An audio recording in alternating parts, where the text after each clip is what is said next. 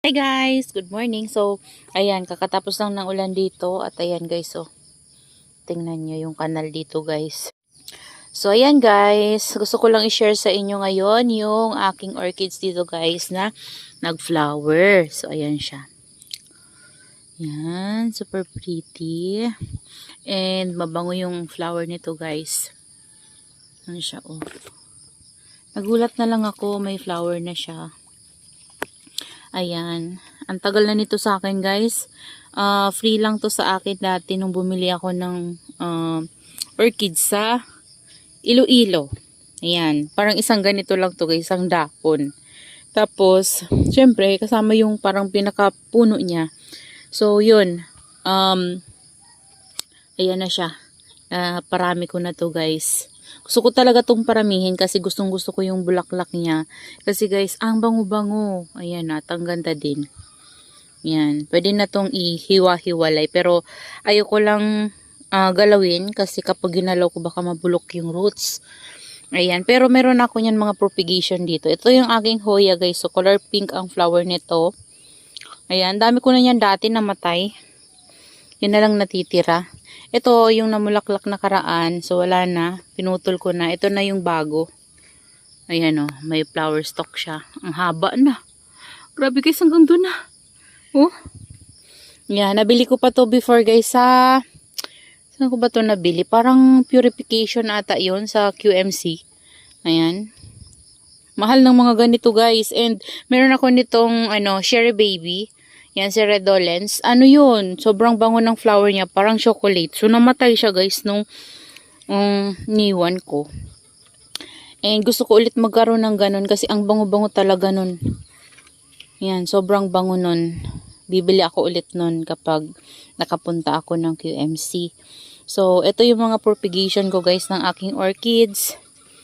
Yun. Ayan. Ito yung guys yung namumulaklak doon na mabango. Yan. So, meron tayo ditong dalawa na napropagate. So, paparamihin ko yan. And, bala ko ulit yun guys kuhanan para maitanim ko ulit sa panibagong ganito. Yan. Yung iba dito guys hindi na nag-thrive. Ayan o. Lumaki na yan pero nabulok na naman guys kakaulan dito. Grabe kasi yung ulan dito guys. Ayan o. Makulimlim dito. Madilim dito guys. Kasi umuulan. Yan. Pagising talaga namin ganyan na yung panahon dito. Madilim na. Pero kagabi, madaling araw, nagising ako. Lumabas ako dito sa may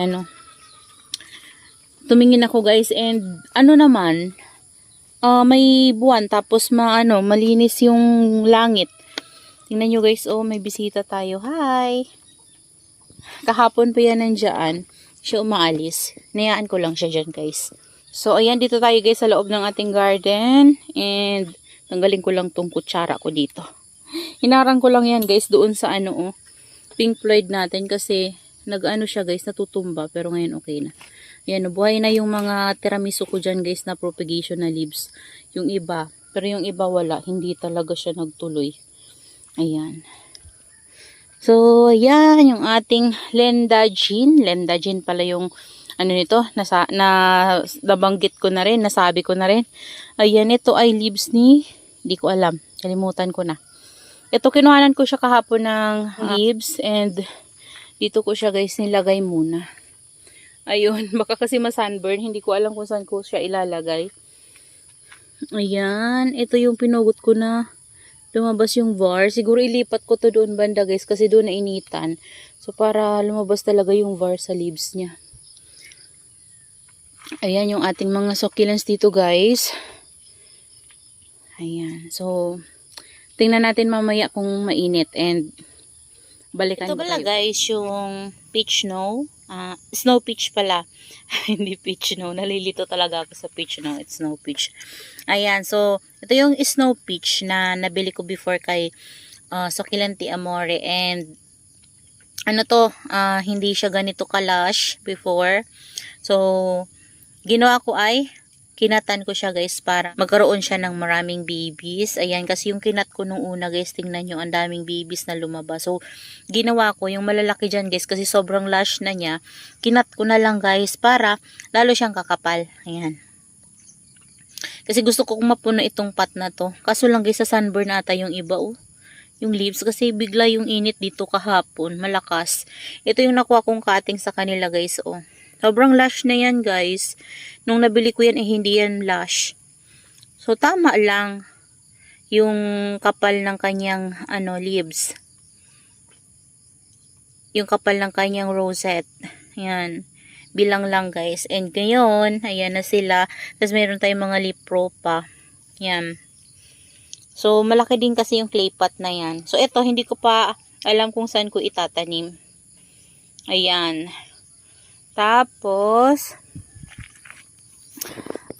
dito naman banda guys, parang may bumigay ata dito. Sino to?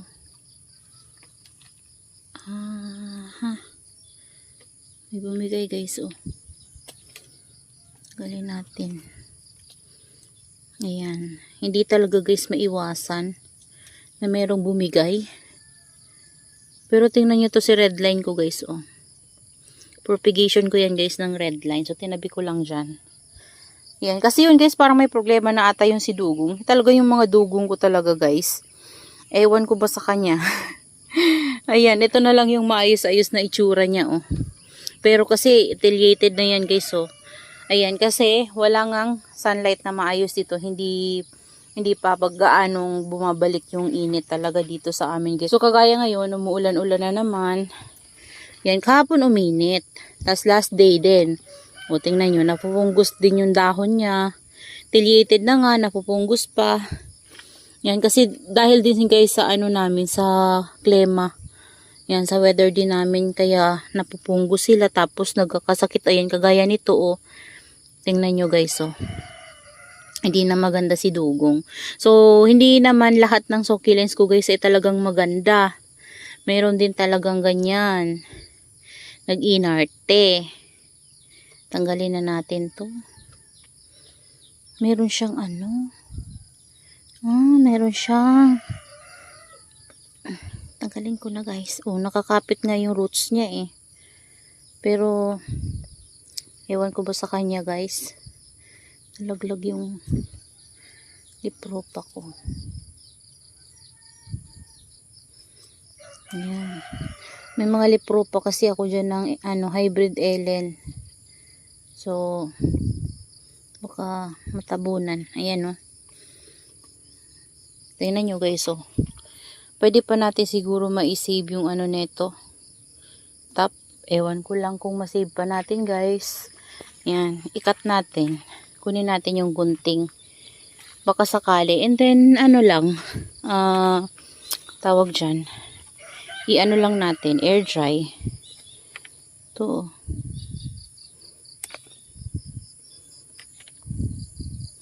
Ayan. Wala na to. Mauubos na guys yung dugong ko. Kasi,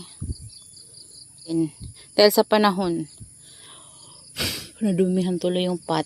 So, yun. Ganun yung, ito nga guys, so kahit anong pugot ko sa kanya, wala talaga. Kung gusto nyo mag-collect ng ganito, ewan ko kung mabuhay sa inyo guys. Ayan, sa una lang siya maganda, tapos kapag tumagal na, nagkakarat na siya sa puno. So, meron talaga mga succulents na ayaw dito sa atin. So, yan yung mga old ko na succulents na bumibigay dahil kulang sila guys sa sunlight kasi gusto talaga nila yung init. Yan, ewan ko ba guys kung bakit yung iba natin na mga carunculated ay okay naman. Ayan, oh. Ayan. Okay naman sila. Ito nga guys, oh. Yan, tapos this one, oh. Tingnan nyo guys. Tuyuan na rin ng leaves. Oh, diba? Pero yung mga dugong talaga guys, ewan ko. Di ko alam kung ano yung gusto nila. Di ko alam kung bakit ganyan sila. Kahit na same lang naman sila guys nang natatanggap na sunlight, pero nagiging affiliated talaga sila. Hindi kagaya ng mga ibang carunculated ko na kahit na ganyan yung sunlight na natatanggap nila guys, meron pa rin carancold. So, ito talagang mga dugong siguro kailangan talaga nila na sobrang init. Siguro sobrang init lang talaga yung gusto nila, and siguro baka gusto nila yung rain or shine. Not sure guys ha. Kasi before kasi nung naglagay ako ng dugong sa rain or shine, kahit maliit lang yung pot niya guys, nagkakaroon kasi siya ng tawag dun? Fungus. Yung mga leaves niya, nagkakaroon niya ng mga dot-dot talaga. Di ko alam kung ano ba talaga yung gusto niya. Pero magta-try ako ulit guys. Siguro maglabas tayo dyan ng pwede nating ilagay sa rain or shine na dugong. Doon talaga sa naiinitan ng morning hanggang maghapon. So dito naman guys, nainitan naman sila ng morning hanggang maghapon naman yon kapag may init. Pero ewan ko sa kanya guys. Ayan o. Ayan. Kailangan talaga niya ng strong sunlight. So mahina talaga yung sunlight dito. Ayan o, dugong pa yan guys o. Ayan o, tingnan nyo. Haba na ng mga leaves niya. Yung tangkay niya. Ayan o, may tumubo na naman dito. Yung mabaho yan guys eh. Ewan ko tumutubo. Tatanggalin ko muna guys. Ayan guys, so tumutubo to dito sa akin. Ay, ayan o. Mabaho kasi to guys kapag nag-open na siya. Ayan o, tumutubo siya. Ang baho nun kapag ayan, nagalaw ko yung dito ni dugong. Basa pa naman. Okay lang yan. Ayan. O, diba? May damo doon, hindi ko naman maabot. Ayan. So, ito tinatry ko tong pabulaklakin talaga guys. Gusto ko makita yung flower niya and tingnan natin kung may tutubo sa flower niya guys na new rosette ng ating red line. Ayan. So, ayan guys. So, tingnan nyo ang chubby na nito oh. Oh, ito pala guys yung red velvet ko oh. Pumayat na to, tapos ngayon lumalaki na siya ulit. Kaso, green siya. Kasi nilabas ko yan guys sa ulanan. So, ngayon, dito ko lang muna siya sa loob. Kasi baka ma-overwater naman na siya guys sa labas. Ayan, yung niripat ko dito guys na si Afterglow. May tubig. Kasi nagdilig ako sa kanila kahapon. Dyan sa taas oh. Parang nasprayhan ko din to. Spray lang naman guys. Ayan oh. Ayan si Afterglow. Ayan. Ito lumalabas na naman yung damo. Hindi ko kasi to guys nabubunutan pa sa ilalim. Ayan pa oh. Tingnan nyo guys. Namalaklak yung damo sa pinaka Ayan. Ito nagustuhan natin yung sapat na to guys oh. Yan, dalawa sila dyan. O, diba? Ito na yung natin guys. Variegated mini bell. So, wala pa siyang color. Pero meron na siya guys, kunti oh. Ayan, nag-start na siyang mag-yellowish. At parang magpupula na yung mga tips niya guys. Uhaw nga to guys eh. Ayan oh. So, kailangan ito ng dilig. Kasi baka na naman to, ma-dry rot. So, sobrang tanda na ng nyo. Nag-ano guys, so ang daming aerial roots. Pwede natin sigurong katan yan. Kaso lang ayaw ko munang mag-cut sa kanila ngayon guys. Ayan. So, hindi siya nagre-red pa kasi kulang nga yung sunlight. Ayan sila dito. Nagandahan ako guys doon sa nabili ko kay Ma'am Jed before na super balm na variegated. Ito siya.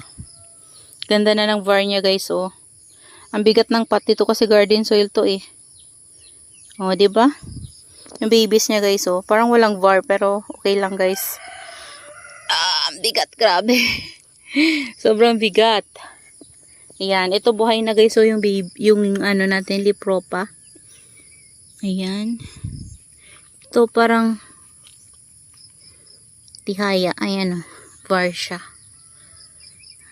Ayan. Ito nga oh, parang kulang siya sa sunlight dito. Kaya, parang tawag dyan, nawawala yung var nito guys oh. Ganda pa naman ito. Ililipat ko nga yan. Kaso natatakot kasi ako guys, baka matumba siya. Bigat pa naman. So, nag-iisip ako kung saan ko siya pwedeng ilagay. Kasi dito banda parang kulang yung sunlight na natatanggap niya. Kaya ito oh. Ito hindi naman siya pero tinabingi ko na kasi yan guys. Nandito kasi yan eh. So, ayan oh. Parang kulang. Ayan, itong ganda guys oh. Yung ating silver bomb. Yan siya guys. Yung kinuha ko na leaves, meron ng roots. Yan yung pinaka-last ko na kinuhang leaves sa kanya. Tapos may baby yan sa ilalim guys. And dito din, meron din siya dito eh. Ano yun? Ayan o. Ayan o, maliit. Yan. Sana ay magtuloy-tuloy yung mga baby na niya yan guys. Ayan pa o. Yan tapos, yan lang. Sobrang taba ng leaves niya guys. Talagang busog na busog. So hindi sila uhaw. Ito naman yung mga dito ko na wala na yung var. Ayan o. Tingnan nyo guys. Hindi na nga nagtuloy yung isang var dyan o na heads. Pero yung katabi niya non-var na. Ayan o. Ayan o. Pero malalaki na sila guys. Yung mga lipropa ko ng variegated purple delight. Nawawala yung var. Oh my god. Ayan. So, yun lang guys. Maraming salamat po sa inyong panonood and see you on my next vlog. Happy gardening everyone. Bye!